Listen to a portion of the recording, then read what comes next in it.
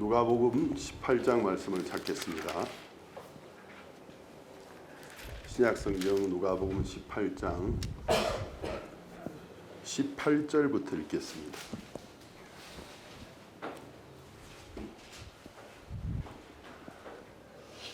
찾으신 줄 알고 제가 읽겠습니다. 어떤 관원이 물어가로되 선한 선생님이여 내가 무엇을 하여야 영생을 얻으리이까? 예수께서 이르시되 네가 어찌하여 나를 선하다 일컫느냐? 하나님 한 분 외에는 선한 이가 없느니라. 네가 계명을 안 하니 거짓 간음하지 말라, 살인하지 말라, 도적질하지 말라, 거짓 증거하지 말라, 내 부모를 공경하라 하였느니라. 여짜오되 이것은 내가 어려서부터 다 지키었나이다. 예수께서 이 말을 들으시고 이르시되 네가 오히려 한 가지 부족한 것이 있으니 내게 있는 것을 다 팔아 가난한 자들을 나누어 줘라. 그리하면 하늘에서 보화가 내게 있으리라. 그리고 와서 나를 쫓으라 하시니 그 사람이 큰 무자인구로 이 말씀을 듣고 심히 근심하더라. 예수께서 저를 보시고 가라사대 재물이 있는 자는 하나님 나라에 들어가기 어떻게 어려운지 약대가 바늘기로 들어가는 것이 부자가 하나님의 나라에 들어가는 것보다 쉬우니라 하신대. 듣는 자들이 가로되 그런 중 누가 구원을 얻을 수 있나이까? 가라사대 무릇 사람이 할 수 없는 것을 하나님은 하실 수 있느니라. 베드로가 여짜오되 보옵소서 우리가 우리의 것을 다 버리고 주를 쫓았나이다. 이르시되 내가 진실로 너에게 이르노니 하나님의 나라를 위하여 집이나 아내나 형제나 부모나 자녀를 버린 자는 금세에서 여러 배를 받고 내세의 영생을 받지 못할 자가 없느니라 하시니라. 30절 말씀까지 읽었습니다.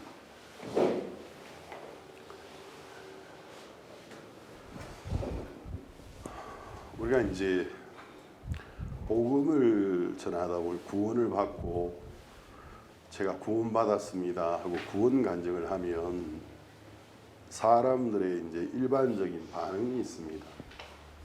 전혀 종교에 접하지 않았던 분들은 어쩌면 무덤덤하게 또는 무관심하게 대응할 수도 있는데 그래도 인생을 살면서 종교에 한번 마음을 둔 적이 있었던 사람들은 어떤 반응을 가지냐면 네가 구원을 받았다고? 구원은 아무나 받는 게 아니야. 이제 이런 반응을 보입니다. 제가 어렸을 때에 KBS였는지 MBC였는지 잘 모르겠는데 TV 문학관이라는 방송이 있었어요. 주말에 있는데 그때는 뭐 지금같이 인터넷으로 언제든지 전 세계 소식이나 또 동영상이나 이미지를 볼 수 있는 시대가 아니었고 비디오 테이프도 나오기 전이었기 때문에 주말에 이제 TV 보는 것이 이제 가족에게는 시간 소요하기 좋은 재미거리였는데 제가 이제 TV 문학관이라는 프로그램을 참 좋아했어요.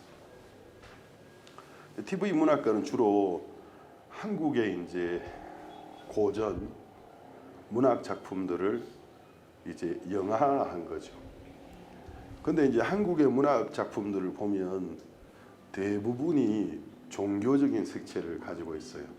어떤 주제를 다루든지 그 스토리가 전개돼 가다 보면 종교적인 성격을 이렇게 띠게 되고 또 이제 과거에 한국이 불교나 유교 또 중국의 영향에 의해서 도교 같은 그런 영향도 좀 받았기 때문에 그 문학 작품 속에 보면 결국 사람이 세상에서 욕망을 쫓아서 막 육체를 즐기고 살다가 어느 시점에 이르러서 괴로워하면서 참된 안식, 기쁨을 찾기 위해서 결국 종교에 기이하는 장면들이 참 많았습니다.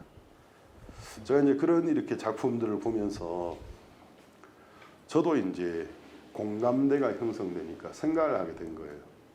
정말 사람이 죽으면 어떻게 되지? 죽으면 끝인가? 죽으면 어디로 가는 거지? 나는 어디에서 왔지? 이런 이제 어떤 자기의 존재에 대한 근본적인 질문들이 제 마음속에 이제 많이 일어나게 되었습니다. 또 이제 제가 이제 부산이 고향이다 보니까 광안리나 해운대 같은 곳을 가끔 가다 보면 가끔 해변가에서 이제 내림굿이라고 하죠. 어떤 사람이 신이 내려가지고 이제 무당이 될 운명을 받아서 이제 무당의 인생을 살기 위해서 내림굿을 하는 그런 장면을 우연히 볼 때가 있었습니다. 근데 보니까 정말 어떤 여자분이 땀을 뻘뻘 흘리면서 바다를 쳐다보고 신을 봤는데 정상적인 어떤 이성적인 상태가 아니고 어떤 초자연적인 현상 속에 들어가더라는 거죠. 그런 것들을 볼 때 생각을 참 많이 하게 되었습니다. 우리가 이제 그러다 보니까 동양이나 서양이나 문학 작품을 보면 좀 제대로 된 문학 작품은 결국 종교에 관한 이야기를 하고 있거든요. 근데 이제 한결같이 그 작품의 그 내용이 좀 깊어지면 나는 어디에서 왔고 나는 왜 사는가, 죽음은 무엇인가, 죽으면 끝인가, 이런 주제들을 굉장히 많이 다루고 있어요. 그러니까 이제 사람들의 마음속에 보편적으로 형성되어 있는 생각이 있는데 이제 그게 뭐냐 하면 구원은 아무나 받는 게 아니라는 거죠. 그 라미제라블이라고 그러죠. 그 이제 프랑스어인데 그 미제라블이라는 게 같은 라틴어 계열 스페인어에서는 미세라블레거든요. 그러니까 이제 로스 미세라블레 그러면은 불쌍한 사람들 이런 말인데 그 이제 그런 문학 작품들을 봐도 그렇고 우리 사람들의 생각에 아무나 구원에 도달하는 게 아니야.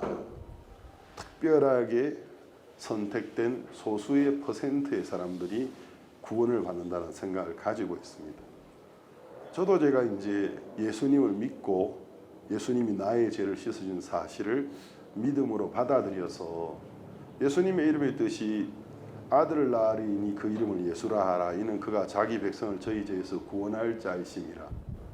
그럼 예수님의 이름의 뜻은 자기 백성을 저희 죄에서 구원할 자.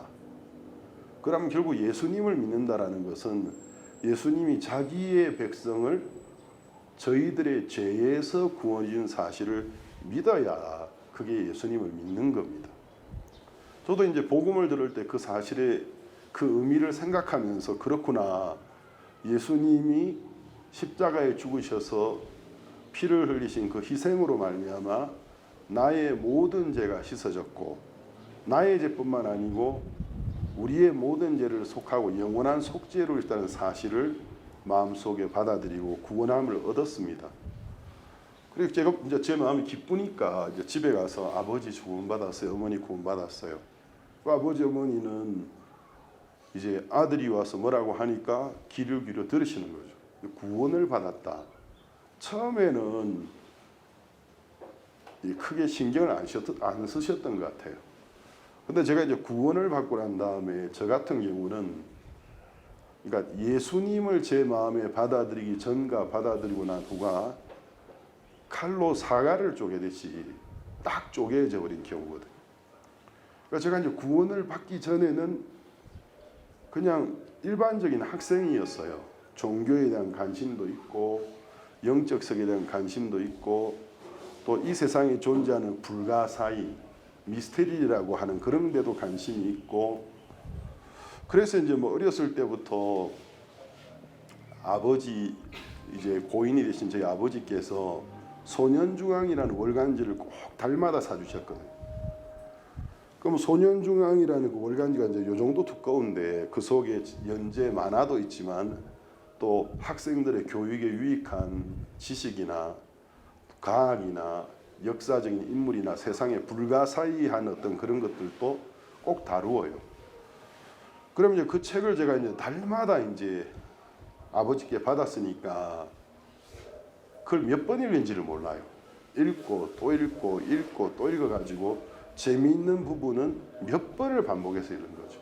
거기에 보면은 진화론에 관한 이야기도 나오고 외계인에 관한 이야기도 나오고 그러니까 온갖 상식과 과학 지식과 또 역사적인 어떤 인물들이 이제 나오는데, 근데 제 마음 속에 이제 그렇기 때문에 저도 이제 구원이라는 것에 대해서는 보통 사람이 도달할 수 없는 어떤 경지, 그런 생각을 가지고 있었어요. 근데 제가 이제 그런 일반적인 생각을 가진 한편으로는 하나님도 믿는 것 같고, 또 어느 날 나사렛 예수라는 영화를 접하게 되면서 영화에 너무 감동해가지고 예수님이 십자가에 죽으시는 장면에 같이 눈물을 흘리고 어떤 생각을 했느냐 하면, 내가 만약에 저 시대에 저 자리에 있었던 사람이라면 나는 저분 편을 들었을 텐데, 저렇게 배반하지 않았을 텐데, 그런 어떤 의협심도 느끼고, 그 예수님을 배반하는 사람들에 대하여 무슨 저런 괘씸한 나쁜 사람들이 있나. 또 이제 예수님이 물론 배우지만 예수님의 역을 맡은 배우가 그 예수님이 하셨던 말씀들을 대신 이렇게 그 이야기하는 걸 들을 때 어린 나이였지만 저런 말은 어떤 보편적인 사람의 지혜로 할 수 있는 말이 아니다. 저분이 정말 하나님의 아들이 아닌가, 어떤 그런 어떤 큰 감동을 받았었거든요. 그래서 이제 예수님에 대해서도 상당히 열린 마음을 가지고 있었고, 창조주에 대해서는 뭐라고 그분의 이름을 부르는지는 몰라도 계시다라는 생각을 제가 많이 가지고 있었어요. 근데 막상 이제 제 삶에 복음을 전하는 사람이 나타나니까 반발하고 싶더라고요. 그래서 이제 알고 있는 모든 지식을 동원해서 막 반발을 했어요. 그 진화론 이야기 했다가 외계인 이야기 했다가, 그렇다고 내가 무슨 진화론을 신봉하는 사람도 아니고 외계인을 믿는 사람도 아닌데 그냥 이렇게 반발하고 싶고, 그러다가 복음을 들으면서 제 마음에 예수님을 마음의 주님으로 영접하고 그분이 나의 모든 죄를 씻은 사실을 믿게 되었습니다. 근데 이제 제가 변하려고 하지 않았는데, 저는 이제 복음을 받아들인 그날부터 인생이 딱 두 조각이 나버렸어요. 그래서 역사를 BC, AD에서 주전, 주후로 나누듯이 제 개인의 인생에 BC와 AD가 와버렸어요. 그러니까 제 삶의 변화를 제일 먼저 감지한 사람들은 저희 가족이었습니다. 두 번째는 학교 친구들이었습니다. 너 예수쟁이 아니었잖아. 너 얼마 전까지만 해도 우리하고 같이 이야기하고 또 뭐 성경 이야기 비판도 하고 그랬잖아. 근데 제가 갑자기 예수님의 제자가 돼버린 거예요. 학교 친구들도 예수님 믿는 게 좋지만 그렇게 갑자기 변하는 건 좋은 게 아니라더라. 너무 강적으로 변하는 건 좋은 게 아니라더라. 학교 친구들도 그런 이야기를 하고 아버지 어머니도 그것을 감지를 했습니다. 그러면서 이제 부모님 입장에서 자식이 이제 걱정이 됐겠죠. 혹시 뭐 잘못된 데 빠진 게 아닌가. 그래서 이제 더 관심을 가지고 이제 아버지께서 이제 구원이라는 건, 나도 어머니도 평생 이제 무교셨는데 아버지도 무교고, 아버지는 유교죠. 정확하게 말하면 어머니는 무교신데 여고 시절에 내가 교회 가봤다 그러면서 구주의 십자가 보혈로 제 씻음 받기를 원하네, 이 노래를 참 잘 부르세요. 내 찬송한다, 나 이런 노래도 불러봤어. 근데 아버지가 이제 근데 구원이라는 게 네가 말하는 것처럼 그렇게 아무나 받는 거 아니야. 그래서 저는 이제 성경을 알게 됐으니까 그거 아닌데요. 안 그랬는데요. 구원받는 게 어려운 게 아닌데요. 그러니까 이제 어린 아들이 부모님하고 이제 부모님 이야기를 그냥 받아들여야 되는데, 원하지 않게 부모님 입장에서 볼 때는 또박또박 대꾸를 하고 있는 겁니다. 이제 그러면서 제가 이제 매일 교회를 갔거든요. 하루도 빠짐없이. 중학교 3학년인데 그러면 집에 돌아가는 시간이 11시 반쯤 돼야 도착을 해요. 어떨 때는 12시에 도착을 해요. 그러니까 제가 생각을 해봐도 부모님이 걱정할 수밖에 없는 상태였던 것 같아요. 근데 저는 이제 교회에 있는 게 너무 즐거웠기 때문에 마지막 버스가 10시 반쯤에 있는데 교회에서 집으로 돌아오는 마지막 버스 때까지 집에 안 가고 싶은 거예요.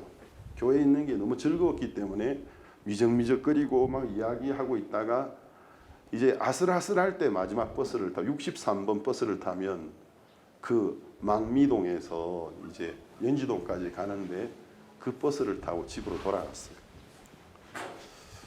근데 아버지가 이제 굉장히 걱정을 하시면서 저희 집 바로 옆집이 한 장로교회, 지금은 하나로 교회라는 이름이 붙였는데 그때는 아마 연지제일교회에서 저희도 연지동이었기 때문에 연지제일교회라는 장로교회 목사님의 사택이었어요. 그리고 이제 그 옆에가 교회였어요. 그러니까 중학생 때 제가 한때는 그 교회를 나갔었거든요. 근데 아버지가 야 교회가 우리 집 바로 옆에 있는데 굳이 네가 버스 타고 4, 50분 동안 그까지 갈 필요가 뭐 있냐. 차비도 들고 또 밤에 돌아올 때 너무 늦잖아. 교회 다 똑같은 거 아니야? 아버지 교회라고 다 똑같은 거 아니에요. 야 교회가 뭐 다르기는 뭐 달라. 다 똑같이 다 하나님 믿고 성경 믿는 거 아니야. 근데 아버지 안 그래요. 참된 구원의 복음을 전하는 교회가 있고 또 그 복음이 세상의 철학과 인간적인 견해로 희석돼 버린 교회들이 많이 있어요. 대화가 잘 안 되는 거죠. 어느 날 제가 교회를 갔다가 돌아오니까 저희 아버지께서 내가 너 때문에 옆에 목사님하고 이야기를 했다. 그래서 네가 하는 말을 했더니 굉장히 걱정스러운 현상이라 하더라.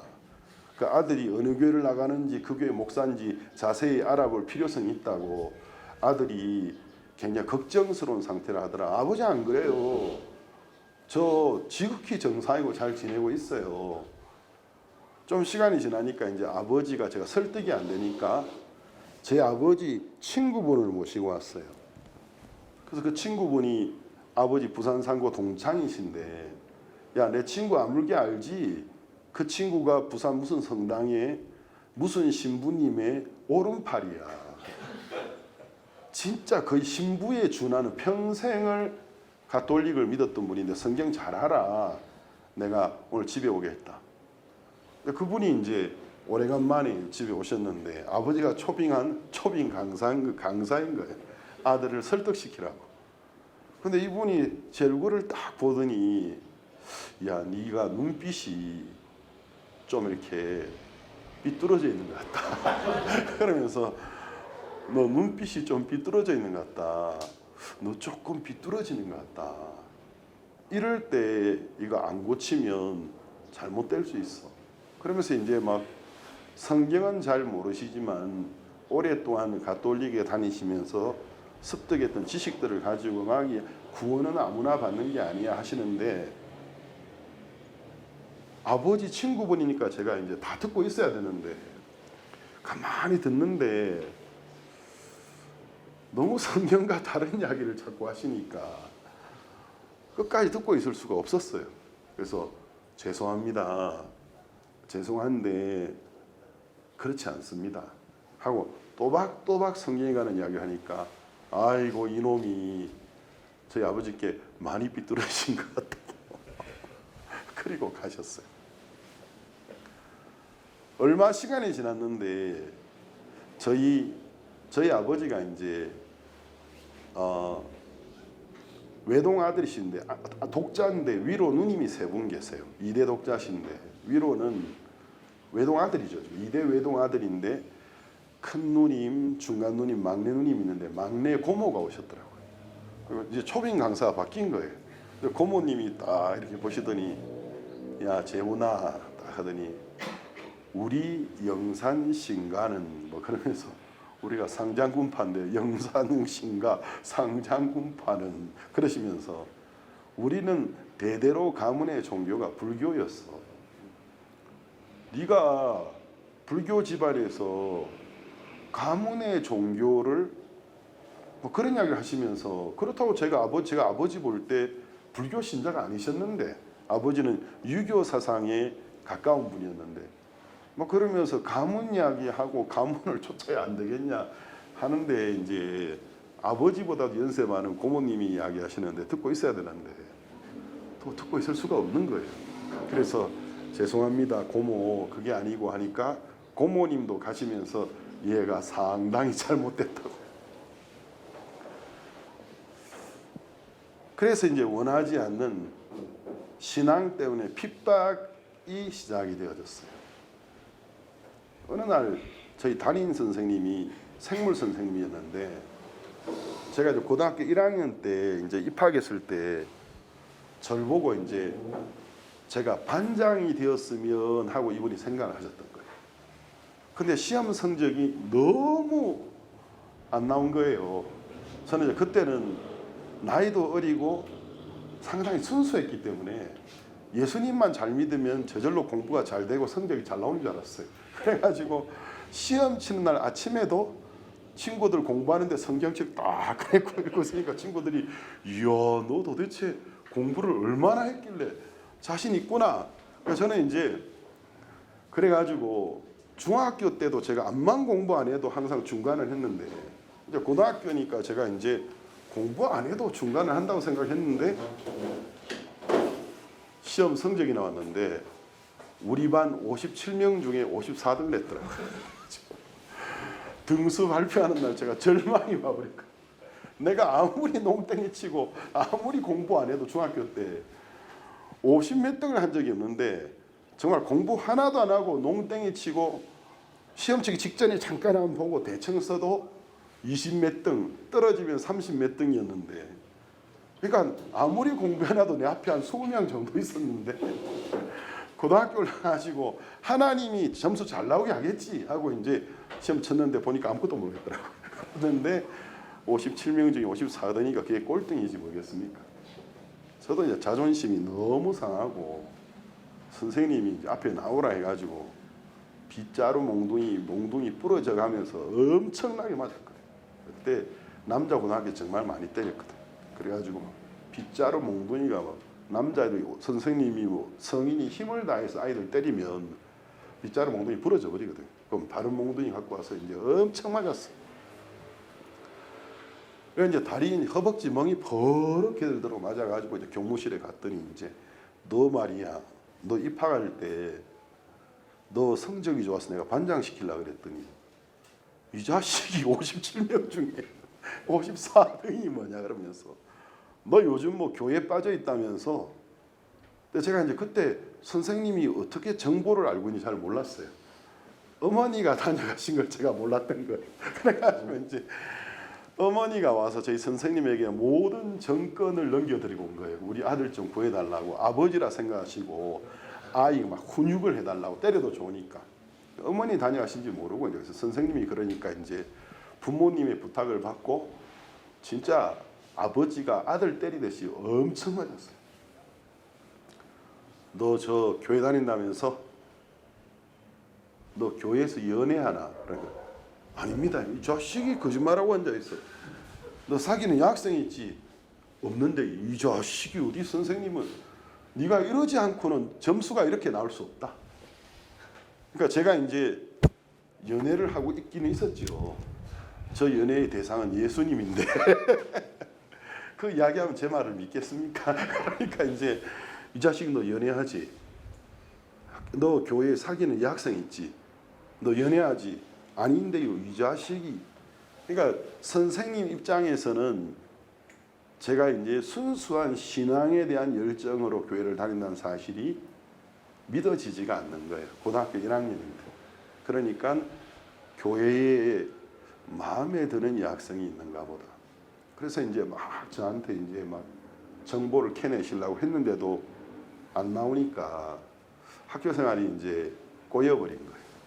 선생님이 저를 찍어가지고 여름 방학이 됐는데 방학이 이제 딱 시작하는 그날 학교에서 이제 내일부터 방학입니다. 몇 월 며칠 날 만나자. 방학 잘 보내라 하니까 문이 딱 열리면서 그때는 선도부라는 게 있었거든요. 그래가지고 이제 학생들의 그 복장 상태나 머리 상태를 점검하는 학생들과 선생님이 있어요. 그러니까 선도부 딱 주임 선생님이 딱 들어오더니 바리깡이라고 아시죠? 머리 빡빡 깎는 거. 바리깡이 아마 일본식 발음일 텐데 그 바리깡을 가지고 들어와 가지고 머리 긴 학생들을 자르는데 저는 머리가 별로 안 길었거든요. 너 이리 와 딱 하더니 여기에서부터 고속도로를 열어버렸어요. 그냥 바리깡을 살짝 들면 좀 입으로 잘리는데 완전히 이마에 붙여가지고 쫙 밀어버리니까 빡빡 머리카락이 두두두두 사라지는데 길이 하나 뭐 이렇게 뭐 영남 호남 뭐 이렇게 해가지고 도로가 완전히 머리를 엉망으로 밀어버렸어요. 제가 이제 우리 선생님이 시켰는지를 몰랐죠. 선생님이 시킨 거는 이제 선생님은 저희 부모님으로부터 정권을 위임받아서 이놈이 연애를 하고 있기 때문에 교회를 못 가게 하기 위해서는 머리를 빡빡 깎아버려야 되겠다. 그래가지고 이제 그날 우리 반에서 제가 이제 완전 머리가 다 주워 뜯긴 거예요. 얼마나 자존심이 상하든지. 그래서 선생님들은 가셨는데 화가 너무 나는 겁니다. 내가 예수님 믿는 게 그래 잘못된 건가? 괜히 내가 예수님 믿어서 피해본다라는 생각이 들고 다 가고 없는데 화가 나니까 이제 친구들도 다 나가고 선생님 나갔는데 그 옆에 있던 책상 의자를 들어서 그냥 사방으로 줘 던져버리고 나 교회 안 가 이제. 던진 책상 의자 또 다시 재정리해 놓고 안 가려고 가만 생각하니까 그때 제가 처음으로 구원받고 일요일 날을 의도적으로 빠진 때가 그날입니다. 토요일인데 너무 화가 나서 다음날 나 이제부터 교회 안 가 하고 일요일 오전 예배를 안 갔는데 오전 예배를 안 갔더니 이 답답해서 못 있겠는 거예요. 오후에는 이제 빡빡 깎은 모습으로 다시 교회를 갔어요. 그래서 주일 오전 예배를 제가 빠뜨린 게 의도적으로 빠뜨린 아마 제가 구원받고 지금까지 의도적으로 예배를 빠뜨린 처음이었던 것 같습니다. 나중에는 이제 어느 정도 시간이 지나니까 아버지가 그러시더라고요. 네 인생 네가 사는 거다. 내가 암만 만류해도 안 되고 그럼 네 길 네가 걸어라. 네 인생 네가 책임져라. 자유를 주시면서 한 2, 3년 흐르고 난 다음에 대신에 우리한테 전도할 생각은 하지 말아라. 제 속으로 아유 그게 뜻대로 됩니까? 그래서 저는 전도해야죠. 아버지 어머니. 이제 그러면서 나중에 누님 아버지 어머니 다 구원받으셨습니다. 다 구원받으셨는데 우리가 이제 이렇게 복음을 전할 때 왜 사람들이 내가 구원을 받았다 그러면 예민한 반응을 하죠. 야 구원이 아무나 받는 게 아니야. 그러면 이제 우리가 이거 좀 생각을 해야 되는데 왜 구원을 아무나 받는 게 아니라고 생각하느냐 하면 사람들은 하나님의 아들 예수님이 우리를 죄에서 건져주시기 위하여 십자가에 피를 흘리고 죽으셨고 우리가 보기에는 어떠냐 하나님의 눈으로 우리 죄를 다 씻으셨고 이미 우리를 구원해 놓은 사실을 믿음으로 받아들이는 게 구원을 받는 거거든요. 근데 이제 구원을 받는다라는 표현을 하지만 사람들은 자기가 자기를 구원하려고 하고 있다는 거죠. 근데 자기가 자기를 구원하려고 하니까 구원받았다라는 말을 하는 게 교만한 거죠. 그러니까 품행이 아무 흠이 없는 완전한 사람이 없잖아요. 그래서 그런 말하면 야 그럼 네가 완전하다라는 거야? 너 실수 안 해? 너 죄 안 지어? 사람들은 꼭 이렇게 물어요. 그럼 사람들이 생각하고 있는 구원의 개념은 구원이라는 단어 자체가 내가 나를 건지는 게 아니고 남이 나를 건져준 걸 받아들이는 게 구원을 받는 건데 그게 사전적으로도 그런 의미인데 어떤 심리를 갖고 있냐면 내가 나를 어떤 경지에 도달하도록 만드는 거라고 생각하고 있는 거예요. 그러면 그건 정확하게 말하면 구원이 아니죠. 그러니까 이제 구원의 주체가 누구인가가 중요한 겁니다. 그래서 이제 스페인어로 주체라는 걸 엘 수헤토라 그러는데, 그러면 이제 엘 수헤토 델라 살바시온, 구원의 주체가, 그러니까 구원의 주체가 누구인가, 구원자가 누구인가를 정확하게 알아야 되는 겁니다. 그럼 내가 나를 구원하는 주체라면 구원이라는 말을 쓰면 안 되죠. 도달이라고 해야죠. 나는 경지에 도달했어, 이렇게 이야기를 해야죠. 근데 구원을 받았다라는 말은 내가 주체가 아니라는 거예요. 주체가 따로 있다는 거죠. 주체, 좀 어려운 말인데, 구원을 하는 구원자가 내가 아니고 다른 분이라는 거죠. 그러면 이제 우리가 체크해야 될 것은 그분이 우리를 구원할 만한 능력이 있는 분인가 없는 분인가, 그리고 우리를 구원했나 못했나, 그 결과를 확인해야 돼요. 그걸 믿음으로 받아들이는 것을 보고 구원함을 받았다, 거듭났다, 죄를 사함받았다, 이렇게 이야기하는 건데, 구원을 받았다라는 말을 하고 있는데도 사람들 귀는 어떻게 들리냐면 마치 내가 어떤 경지에, 초인간적인 경지에 도달했노라라고 말하는 것처럼 해석해 버린다는 거죠. 그러니까 마음에 거부반응이 일어나는 거예요. 저 초등학교 1학년 때 물에 빠져 죽을 뻔한 적이 있었어요. 제 친구인데 아마 이름이 김성진이었을 거예요. 그때 제가 경기도 양주군 태계원에 살고, 태계원 초등학교를 다녔는데, 초등학교에서 집으로 오다 보면 그쪽에 미군 부대가 많았고 강이 있었어요. 그래서 이제 여름철에는 집에 돌아오다가 그냥 이렇게, 나이가 어릴 때니까 책가방 강가에 두고 팬티만 입고 물속에 들어가 수영했거든요. 근데 어느 날 이제 여름 방학이었는데 저희 누나도 가고, 5살만 누나도 가고 3살만 형도 갔는데, 성진이가 누가 빨리 강을 빨리 건너는지 시합을 하자는 거예요. 그럼 우리가 그때 수영에서 수영에서 누가 빨리 건너가냐 하지만 사실 우리 수영이 개헤엄인데, 개헤엄도 서툴렀기 때문에 손으로 물밑을 짚었다가 떴다가 가라앉으려면 짚었다가 이렇게 하는 건데, 그 성진이가 이렇게 둘러가는 거예요. 제가 볼 때 이렇게 바로 가면 빠를 것 같은데 둘러가냐고 저는 똑바로 갔어요. 근데 뭘 몰랐느냐 하면 그 강 바닥에 모래 채취를 한다고 모래를 채취하고 큰 웅덩이가 있는 걸 몰랐던 겁니다. 그래서 이렇게 가다가 손으로 짚는데 안 짚어져요. 그래서 하는 순간 푹 빠져버린 거예요. 그 몇 초 상간의 그 기억에 물보라가 막 눈앞에 막 물보라가 올라가는 게 보였고, 제 손끝이 보였어요. 물속에서 막 살려달라고. 너무 답답하다는 걸 느꼈어요. 근데 뭐가 번쩍하는 걸 봤습니다. 번쩍하는 빛을 하나 봤는데, 그 순간 누군가 저를 물 밖으로 팍 들어 올리면서 끄집어냈어요. 어떤 대학생이 수경을 끼고 이제 수영을 하다가 웬 초등학생이 빠진 것이 저였죠. 그걸 보고는 제 뒤로 와서 잠수해서 저에게 접근할 때 그 수경의 이제 은색 수경의 빛이 햇볕에 반사되는 빛을 제가 본 거예요. 빛이 반짝하는 걸 보는 순간 제 몸이 물 밖으로 이렇게 솟구쳐지면서 구원을 받았거든요.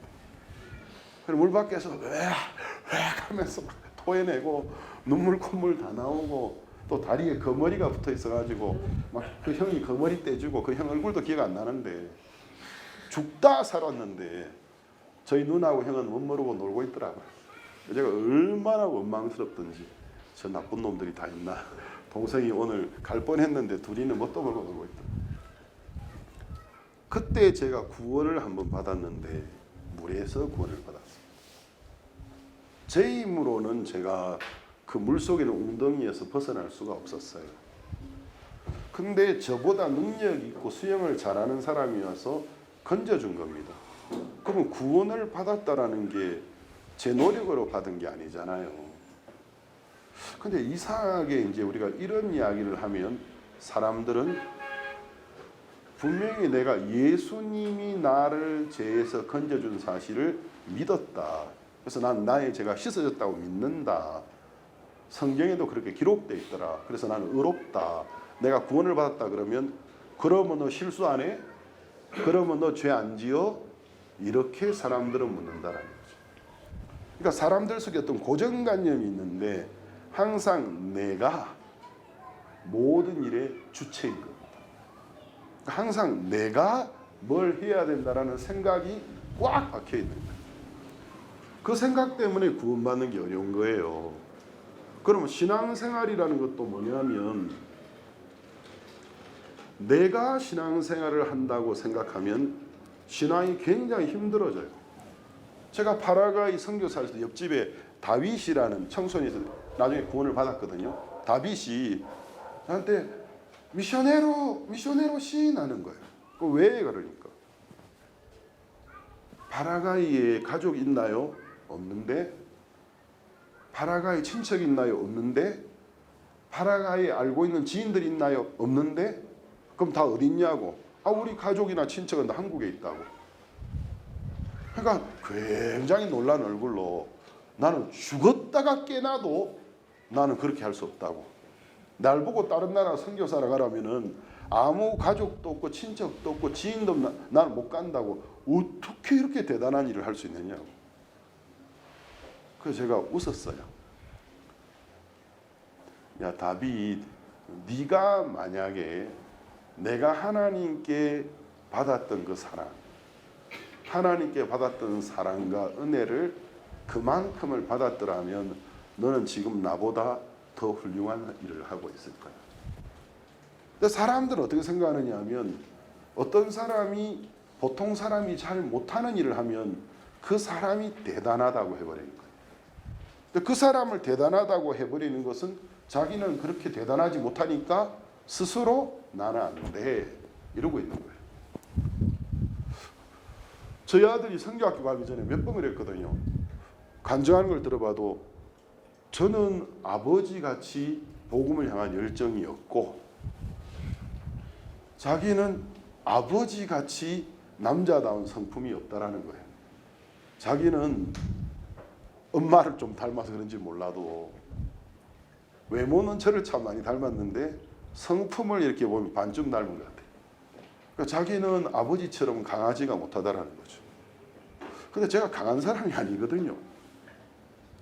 저 이제 굉장히 연약한 사람이고 제가 볼 때는 굉장히 제가 연약한 사람인데 아들의 눈으로는 아버지가 참 강해 보이는 거예요.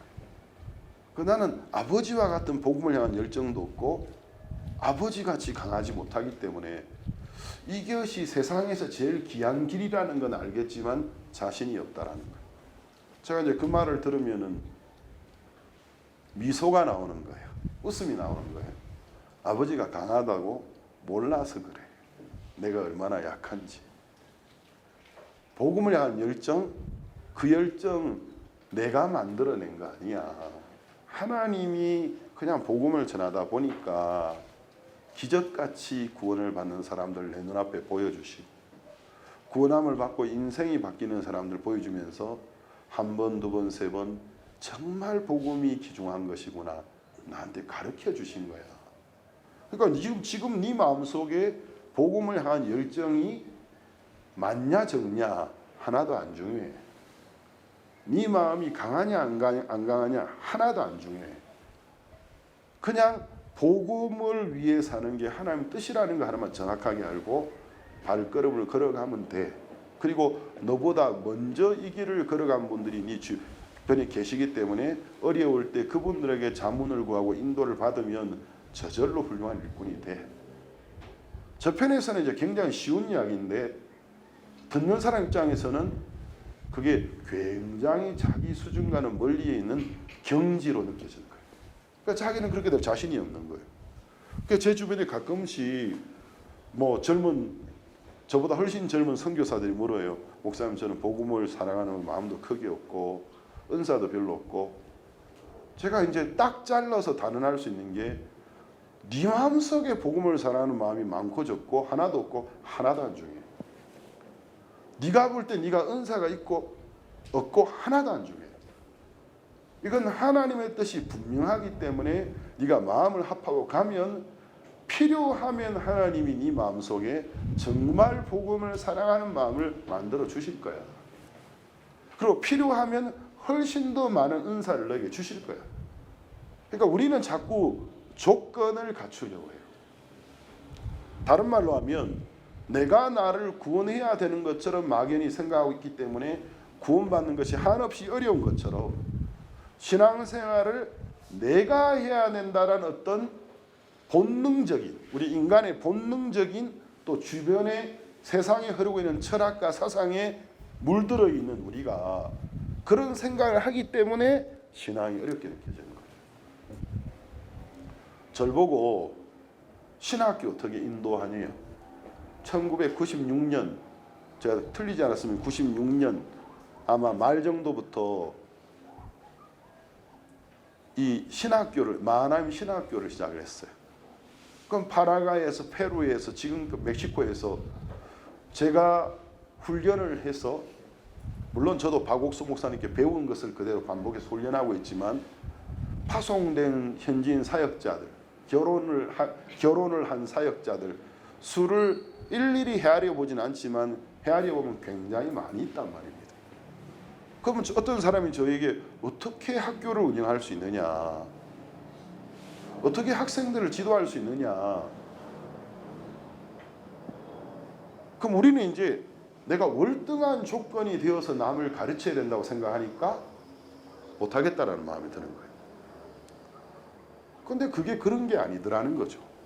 그게 아니고 항상 수업을 할 때 어떻게 하느냐 하면, 나는 가르치는 위치에 앉아 있고 학생들은 배우는 위치에 있지만 그거는 위치지, 나는 가르치는 자리에 앉아서 같이 성경을 묵상하고 오늘 하나님께 배운다, 이 마음으로 쓰거든. 그러면 이제 학생들은 함께 우리가 함께, 신분은 다르지만 함께 오늘 하나님이 내게 주시는 말씀, 오늘 하나님 우리가 좀 복을 같이 나누자, 그 마음을 가지니까 가르치는 게 하나도 힘들지 않더라. 왜? 가르치려고 의도하지 않으니까. 그냥 같이 오늘 우리 예를 들어서 마태복음 몇 장입니다, 함께 돌아가면서 좀 읽는 시간 가집시다. 다 읽고 난 다음에 한 10분간 읽었던 내용에 대하여 묵상해 봅시다. 그러면 각자 다 생각해요. 그럼 이제부터 여러분의 마음속에 이 말씀을 읽으면서 마음에 깨달아지고 와진 것들을 발표하는 시간을 가집시다. 그럼 이제 학생들 수가 많으면 한 명 한 명 발표하면 1시간 금방 가버리거든요. 그러면 성경 같이 읽었고 묵상하고 발표하면 1시간에 2시간이 금방 가버려요. 그럼 이제 저는 가르치는 자 위치에 앉아서 한 2시간을 같이 성경을 묵상하는 거예요. 그럼 세 번째 시간 되면 이제 제가 그 본문에 대한 정리를 하고 하는데, 그냥 충분히 1시간, 2시간 시간 속에 그 말씀이 제게 주신 복이 있는 거예요. 그러면 그 말씀을 나누다 보면 또 말씀과 어울리는 감정들이 기억이 나요. 제 주변에 하나님 종들이 경험했던 하나님 역사나 제 삶에 있었던 역사들, 그렇게 지도에 가다 보니까 저절로 좋은 일꾼들이 나오더라는 것입니다. 근데 이제 사람들은 본능적으로 어떤 생각을 하냐면 자기를 보는 거예요. 자기를 보고 실망 안 하는 사람은 이 세상에 없어요. 자기 보고 실망 안 하는 사람은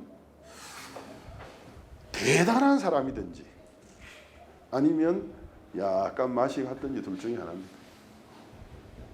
약간 자가당착에 빠져 있든지. 자기 보고 실망 안 할 사람 있나요? 여러분 자기를 보고 있으면 막 자존감이 막 업이 됩니까? 이야. 물론 이제 한참 인물이 살아나는 시기에 거울 보고 있으면 내가 왜 이렇게 잘생겨 보이지? 그러면서 이렇게 오른쪽 봤다가 왼쪽으로 봤다가 뒤돌아서 봤다가, 근데 약간 이게 얼굴은 그럭저럭 받쳐주는데 몸이 안 받쳐주는 것 같아. 내가 이제 헬스를 좀 해야 되겠다. 그래가지고 이제 집중적으로 이제 눈에 잘 보이는 부위만 강조하는 거예요. 그래가지고 체력을 끌어올리는 것보다도 눈에 보기에 딱 표가 나는 이제 막 이두박근 삼각근 이래가지고 요즘 좀 내가 상당히 멋있는 것 같아요.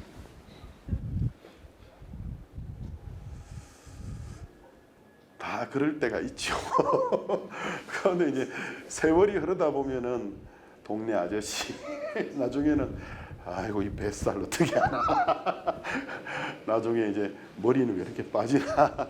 이제 그러는데 그런 거 말고 내 내면의 세계를 내가 자세히 들여다보면 정말 자신감이 업이 되느냐는 겁니다. 오늘 제가 민혁이 간증하는 걸 올라오면서 줌으로 좀 봤는데 그래서 첫 번째 공연이 좀 많이 부족했구나. 그것이 민혁이만의 마음이 아니라 대부분의 배우들이 출연자들의 마음이었구나. 그리고 이제 제일 큰 건 출연자들의 문제보다도 감독이 없는 게 문제였어요. 감독, 연출이 부족하니까. 이제 첫 번째 공연은 다행히 330석 극장에서 해서 그래도 시장님이 오셔서 처음까지 본 건 큰 건데 시장님이랑 기립박수 치시고 이제 앞으로는 극장들이 800석, 1000석이 넘는 극장들이 줄줄이 각 도시마다 기다리고 있는데 이번에 10군데는 지금 11군데가 2군데로 늘어나고 있어요. 그 인원을 다 합치면 정확하게 계산은 안 했지만 뭐 인원을 다 합치면 어쩌면 10,000명에 육박 10,000명이 넘을 수도 있어요. 그 10,000명이 넘는 사람들에게 여러분이 공연을 하는데 이걸 대수롭게 생각하면 안 됩니다. 하나님 각 도시마다 얼마나 큰 복음의 문을 열어주실 줄 모르는 거예요. 근데 내가 내 내면을 쳐다보고 있으면 자신이 있어요? 여러분이 여러분 내면 쳐다보는 자신이 있습니까?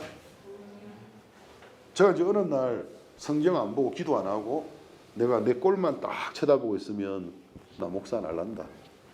제일 뜨는 게 목사 안 해야 되겠다. 그것도 목사 중에서도 또 여러 목사를 인도하는 목사 위치에 있으니까 나 안 할란다.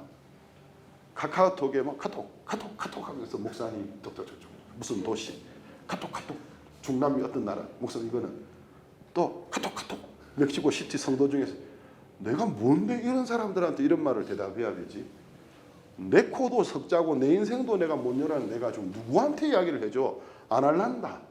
그래가지고 이제 핸드폰 꺼버리고 해야 되는데 어떤 사람은 좀 어려우면은 잠수를 타는 사람이 있는데 잠수도 핵잠수함을 타는 사람이 있어요.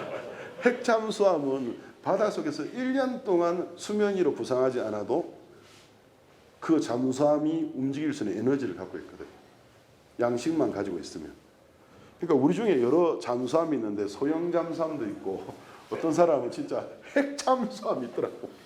한 번 시험 들면 어디까지 잠수해 버렸는지 나타나지가 않아. 근데 저는 이제 그럴 만한 용기가 없어요. 그래가지고 잠수를 좀 탈라 하다가 나 잠수 탈까? 하다가 카톡 하면 모른지 좀 있다가 안 되겠다. 그래가지고 대답하고 앉아 있는 거예요. 또 그게 아니고 좀 자기를 쳐다보고 있는데 자신감이 넘칠 사람이 있습니까?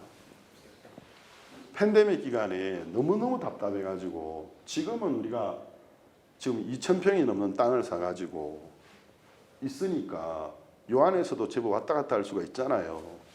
팬데믹 때는 우리가 이제 그냥 단독주택에 살면서 이제 빌딩에 있던 예배당에 갈 수가 없었단 말입니다. 거기서 이제 줌으로 이제 여러 SNS 매체를 통해서만 설교를 하는데 저도 갑갑하지만 에너지 넘치는 나이에 있는 저희 아들, 딸들, 며느리는 이 벽날 하는 거예요, 진짜. 그때 단기 왔던 애들 고생 정말 많이 했어요. 카페 딸 우리 그 빌딩 안에서 닭장 같은 데서 나오지도 못하고 참 고난의 그 행군을 걸었는데 우리 손주들도 에너지가 넘치는데 지성이가 이제 막 한참 걸어다니는데 안 되겠다. 차 타고 저기 뜰날반시에 있는 옛날에 살던 아우스코 산으로 올라가자. 산에 올라가서 이제 인적이 별로 없으니까 마스크도 좀 벗고 그러니까 애기들도 너무너무 좋아하는 거예요. 근데 지성이가 이제 아장아장 걸을 때였는데 이제 도로에 차가 안 와요. 그래서 도로에서 막 2차선 도로에서 걷는데 멀리서 산길이니까 차 오는 거 보이면 우리가 이제 안아서 데리고 왔죠. 걷는데 이제 처음으로 얘가 이제 아장아장 걸으면서 자기 그림자를 본 거예요. 처음으로. 깜짝 놀라는 거예요. 사색이 돼서 하는 거예요. 그러니까 자기 그림자 보고. 그래가지고 자기 그림자 보면서 막 도망가요. 잘 걷지도 못하는데 뒤뚱뒤뚱 귀엽기도 하고 웃기기도 하고 자기 그림자 보고. 아무리 빨리 도망간다고 자기 그림자 두고 도망갈 수 있습니까? 우사인 볼트가 맞죠? 우사인 볼트가 뭐 9초 몇세 100m를 뛰어도 자기 그림자 떼낼 수 있나요? 없어요.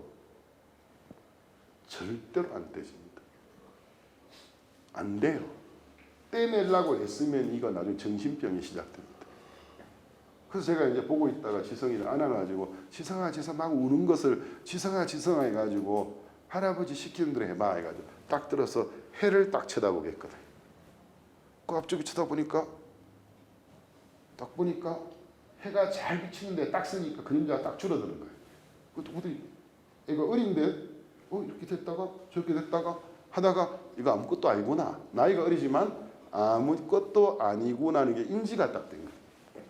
그때부터는 그림자가 쫓아다니는데도 잘 놀더라는 것입니다. 그게 어린아이의 이야기 같지만 어떤 면에는 우리의 이야기가 아니냐. 자기 그림자를 쳐다보고 있으면 그림자가 점점 크게 보여요. 그림자하고 싸우면 그림자가 너무너무 거인처럼 커져요. 근데 딱 하나가 있어요. 그림자가 없어지는 길이 딱 하나가 있어요. 그림자를 없애는 싸움을 해야 되는 게 아니고 눈을 돌려서 밝은 빛을 쳐다보고 있으면 그림자가 있어도 없는 것과 같아져 버려요. 그러면 이게 이제 우리 신앙생활에 그대로 적용이 되는데 내가 내 자신을 보면서 나를 바꾸려고 하면 안 바뀔 것 같아요. 나중에는 도저히 안 될 것 같은 생각이 들어요. 그럼 어떻게 해야 되냐면 나하고 씨름하는 시간을 시간 낭비로 생각해야 됩니다.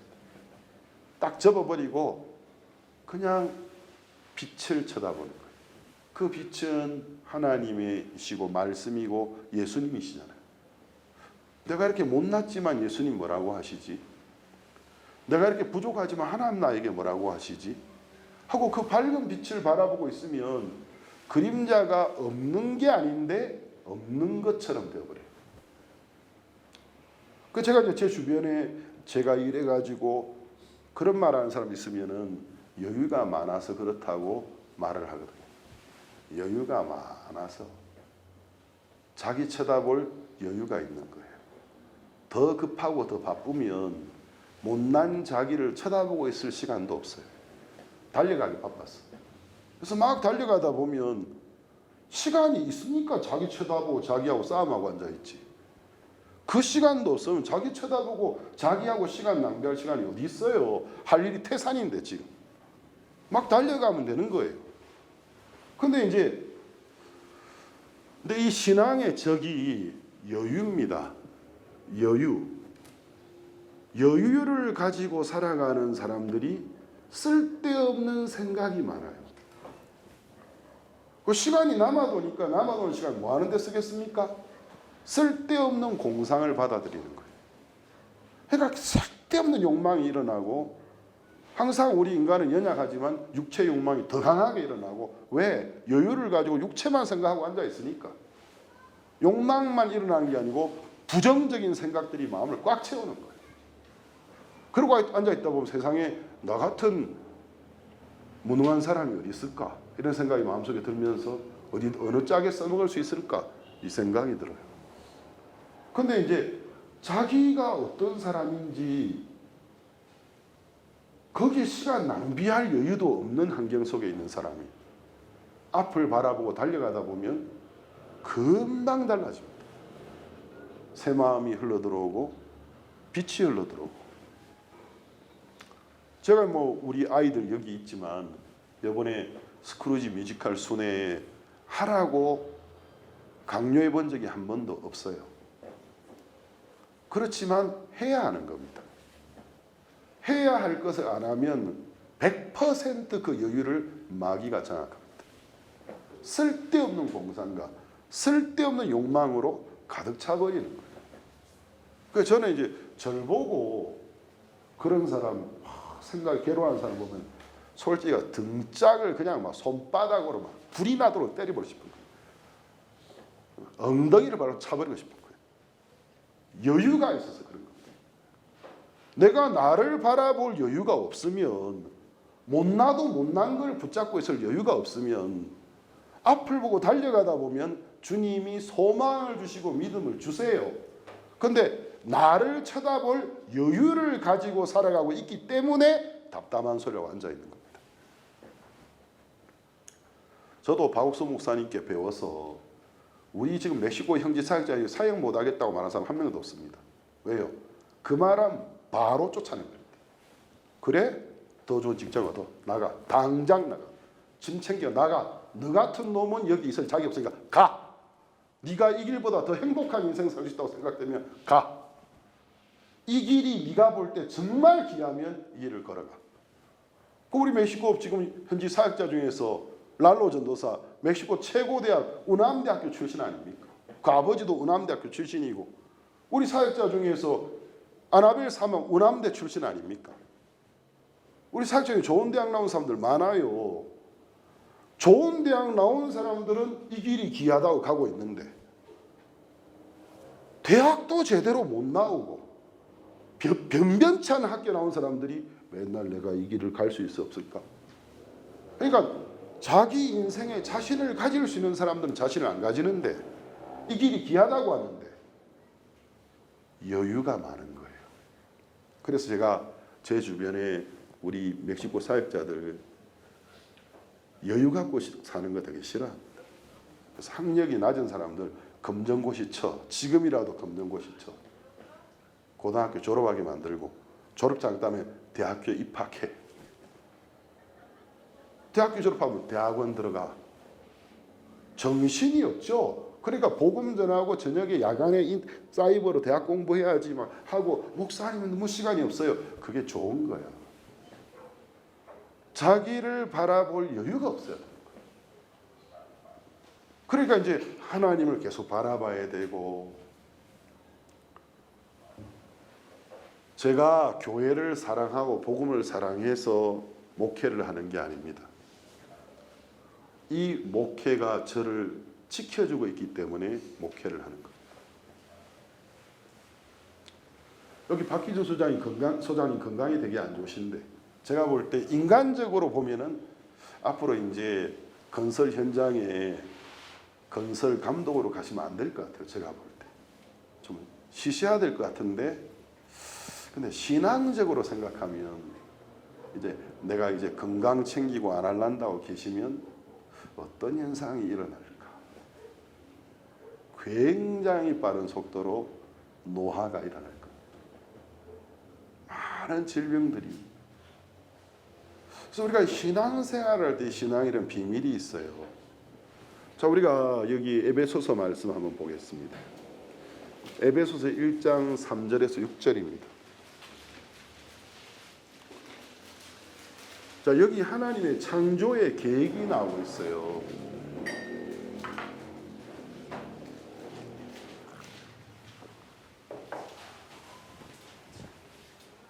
에베소서 1장 3절에서 6절까지 읽겠습니다. 찬송하리로다.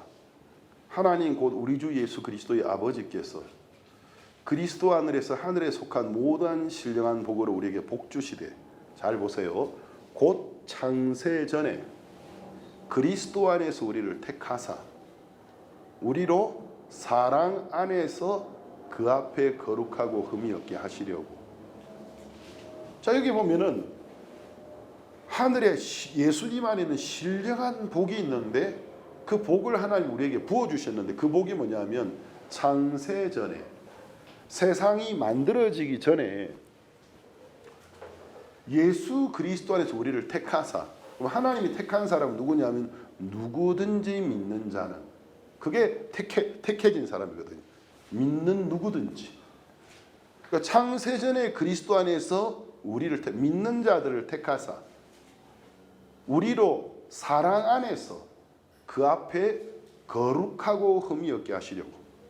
자, 우리를 하나님 앞에 거룩하고 흠이 없게 만드는 건 하나님의 일방적인 뜻이었습니다. 그런데 어떻게? 사랑 안에서. 그러니까 예수 그리스도의 구속의 사랑 안에서 우리 죄를 그냥 씻어주셔서 우리를 거룩하게 만들고 흠이 없게 만드는 것이 하나님 뜻이었다라는 거죠. 그러니까 내가 거룩해지고 흠이 없는 존재가 되어지는 건 나의 어떤 힘으로 내가 성취하는 게 아니고 하나님의 계획이 나를 그 사랑 안에서 그렇게 만들었다는 것입니다. 두 번째, 그 기쁘신 뜻대로 우리를 예정하사 예수 그리스도로 말미암아 자기의 아들들이 되게 하셨습니다. 흙으로 만들어진 피조물인 우리를 하나님의 아들의 신분으로 바꿔주셨어요. 세 번째, 이는 그의 사랑하시는 자 안에서 우리에게 거저 주시는 바 그의 은혜의 영광을 어떻게 하려는 것이라고 되어 있죠? 찬미. 그러니까 하나님이 우리를 부르신 목적은 노동자로 우리를 부르신 것이 아니라 하나님의 그 은혜의 영광을 찬미하는 자로 우리를 부르셨다는 거죠. 그럼 누가 우리에게 내가 신앙생활 해야 되고 내가 나를 구원해야 되고 내가 이 일을 이루어야 되고 그 생각을 우리 속에 넣어주고 있는 자가 누구냐는 것입니다. 지금 우리가 몇백만 분이 넘어들 건축을 앞두고 있습니다. 근데 제가 이제 일에 대하여 생각을 해보고 또 해보고 안 할 수가 없죠. 의식적으로 무의식적으로 계속 생각하죠. 생각을 해보고 또 해보고 또 해보면 점점점 마음이 명확해져 가기 시작하는 거예요. 단순해지면서 이건 내 일 아니야. 그렇기 때문에 내가 짊어지고 걱정하고 있을 거 없어. 멕시코에 부정부패가 많아서 행정적인 일이 빨리 진행 안 되면 이건 내 문제 아니야. 그냥 방송에 말씀드리면 돼. 목사님, 이거 멕시코 이래가 이렇게 안 됩니다. 또 이렇게 많은 물질이 드는데 우리 성도들이 나름대로 힘을 모아서 지금 물질을 드리고 있습니다. 내가 책임질 일이 없는 거예요. 그래서 이제 맡겨버리면 되는 거예요. 그렇습니다. 그러면 이제 그분이 다 들어보시고 아 그렇구나. 그럼 좀 인내하면서 차근차근 믿음으로 하자. 그럼 제 마음에 큰 힘을 가지고 예 알겠습니다. 제가 할 일은 믿는 것. 믿고 모든 짐을 맡기고 하나님의 일하심을 기대하고 하나님의 일하심을 보면서 찬양할 일밖에 없다라는 거죠. 아멘 되십니까? 아멘. 근데 마귀가 자꾸 우리에게 어떤 생각을 넣어주냐면 마치 내가 해야 될 것처럼. 이상해요. 누구도 그렇게 말하지 않는데 저절로 생각이 그렇게 흘러가요. 내가 해야 할 것처럼. 여기 박 집사님, 김 집사님 이 건축 마치면 선교회에서 뭐 한 10만 불 뭐 보너스 주신답니까? 매달 월급을 한 10,000불씩 주고 이 공사 다 마치면 한 뭐 몇십만 불 수고비로 주신대요. 지금까지 그런 거 받아본 적 없죠. 근데 대단한 것을 받고 있는 사람인 것처럼 내가 일 안 하면 이건데 저도 나 이건데 그 생각 누가 우리에게 누워주고 있는 겁니까? 마귀가. 그러니까 이제 스크루지 뮤지컬 공연을 하는데 잘하면 하나님 은혜지만 못해도 정확하게 말하면 이게 스크루지 뮤지컬의 배우들의 책임이 아니라는 겁니다. 이게 하나님의 일인 거죠. 그래서 좀 더 좋아지면 좋겠다. 그래서 야 보니까 이번에 감독이 없었네. 감독 하나 세우자. 좀 더 감독하게 하자. 하나님 우리를 그 영광을 찬미하게 하시기 위하여 부르셨습니다. 아멘 되십니까? 그런데 여러분은 왜 영광을 믿는 자, 그리고 믿고 맡기는 자, 그리고 소망하는 자, 그리고 하나님의 일하심을 보고 영광을 찬미하는 자리에 서지 않고 왜 무거운 짐을 보따리를 다 지고 계시냐는 거죠. 6.25 동란 이후에 미군이 차를 타고 가는데 웬 허리 꼬부라진 할머니가 무슨 보따리를 그렇게 메고 머리에 강주리까지 하고 가고 있더라는 거죠. 세워서 할머니 타세요. 지프찬 뒤에 짐칸에 타세요. 그럼 할머니 영어는 못 알았지만 뭐 이렇게 제스처로 타세요 하니까 할머니가 탔다라는 거죠. 그래서 이제 할머니 잘 쉬시겠지 하고 운전해 가는데 뒤에서 킁킁거리는 소리가 아이고 사람 죽네 아이고 자꾸 하고 있더라는 거죠. 이게 뭐냐 하고 백미를 딱 봤더니 할머니가 짐칸에 타서 여전히 머리에 강줄이 메고 보따리 메고 아이고 이러더라고요. 그래서 차를 세우고 할머니 지금 뭐 하시냐고 보따리 내리라고 강줄 아니 내가 이렇게 태워준만 해도 미안한데 내가 이걸 어떻게 내리. 저도 들은 이야기인데 꼭 우리가 그 짝 아닙니까? 예수님 안에 있으면서 아이고 한국 가는 비행기 탔는데 여러분이 비행기 안에서 복도로 열심히 왔다 갔다 하면 비행기가 속도가 좀 더 증가한답니까? 내가 이 비행기 출항 안 하고 잘 가도록 복도로 조종사까지 자라락 뛰어갔다가 화장실까지 또 자라락 뛰어갔다가 승객 여러분 안내방송으로 자리에 착석해 주시고 안전벨트를 매어 주시길 바랍니다. 근데 내가 미안하잖아. 내가 그래도 저기 조종석까지 뛰어가서 눈 두드렸다가 안 주무시지요? 뭐 음료수라도 하나 드릴까요? 그랬다가 또 화장실에 쫓아갔다가 승무원 여러분 피곤하시지요? 그러면 비행기가 더 잘 갑니까? 내가 앉아서 자면 비행기가 안 갑니까? 그러면 한국까지 가는 나를 옮겨주는 주체는 나의 예선도 나의 능력도 아니고 비행기라는 것입니다. 우리는 예수님 안에 있습니다. 자, 우리가 끝으로 누가복음 18장 26절과 27절을 한번 보겠습니다.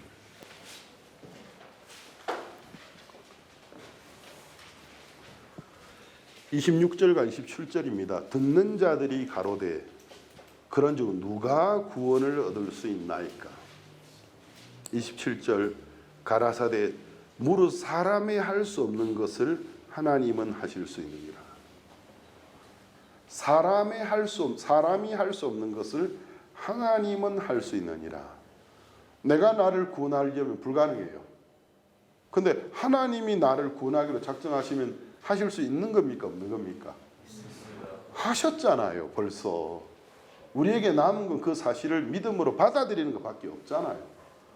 그렇게 하면 구원을 쉽게 받는데 내가 나를 구원하려고 하니까 불가능하게 됩니다. 신앙생활도 당신의 뜻을 스스로 이루실 하나님을 믿고 나는 믿음으로 함께 가는 거예요. 그리고 하나님이 그 일을 이루시는 걸 보고 영광을 돌리면 되는데 내가 이루려고 하고 있는 거예요. 한없이 힘든 겁니다. 여러분 오늘 이 사실을 이 말을 기억하시면 좋겠습니다. 우리가 신앙생활에 도움이 되는 팁이 하나 있는데 그게 뭐냐면 우리가 하나님의 일에서 우리 자신을 빼버려야 됩니다. 하나님의 일에서 나를 빼버려야 됩니다. 신재훈 선교사 목사가 멕시코 교회를 인도하는 일, 중미 선교회를 이끌어가는 일에 있어서 저를 집어넣으면 할 수가 없어요. 하고 싶지도 않아요. 그런데 제 몸은 그 자리에 있지만 저를 빼버리면 됩니다. 하나님이 하세요. 저는 그냥 당신을 믿겠습니다. 당신이 제게 주는 말씀을 따라가겠습니다. 그리고 하나님이 하시는 일을 보고 영광을 돌리겠습니다. 하나님의 일에서 나를 빼버리십시오. 하나님의 일은 하나님이 우리를 보고 야 하고 부를 때는 네가 이루어라가 아니고 내가 너를 부른 목적은 네가 나를 믿고 내가 이 일을 이루는 것을 보면서 나에게 영광을 돌리게 하기 위해서 너를 부른 것이다 하시는 것입니다. 오늘 에베소서 말씀에 적혀 있지 않습니까? 하나님 우리를 부르신 것은 그 사랑 안에서 거룩하여지고 흠이 없어지고 그분 안에서 그의 아들이 되어지고 또 그 은혜의 영광을 찬미하게 하시기 위하여 우리를 부르셨다라는 것입니다. 아멘 되십니까? 하나님 우리를 노동자로 부르지 않으셨습니다. 노동자로 부르지 않으셨습니다. 그래서 여러분 주변에 어떤 분이 여러분보다 더 귀하게 하나님을 섬기거든. 이야, 저 사람 대단하네. 저 사람 귀하네. 나는 그에 비해서 이렇게 못났지. 이렇게 생각하지 말고 저 사람은 하나님이 자기의 삶에 일할 수 있도록 자기를 내어드리는 사람이구나. 그렇게 보셔야 됩니다. 그럼 나도 하나님의 일에 내 몸을 내어드리되 내 자신은 빼버리는 거예요. 하나님 일에서 내가 내 자신을 빼버리겠습니다. 이건 하나님 일입니다. 저는 당신을 뒤따라가겠습니다. 믿는 일을만 하겠습니다. 그리고 하나님이 일을 이루실 때 영광 돌리는 일을 하겠습니다. 그러면 하나님이 가장 편안하게 놀라운 역사를 이루실 수가 있습니다. 오늘 여기까지 말씀을 나누겠습니다.